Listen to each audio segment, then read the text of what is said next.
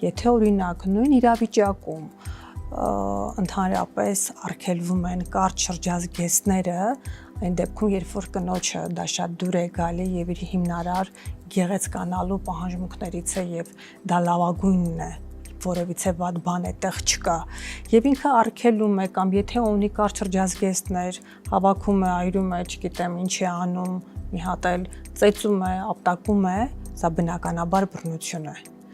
Իսկ եթե ուղղակի ինքը վախենում է այլոց կարծիքից, սա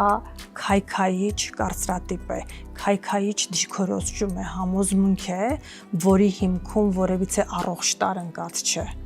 Եթե վախենում է, որ կսիրահարվի եւ իր կնոջը կտանի, սա արդեն խանդի դրսևորում է։ Բայց եթե այս նույն իրողությունը քննարկվում է կնոջ հետ եւ գալիս են միասին համապատասխան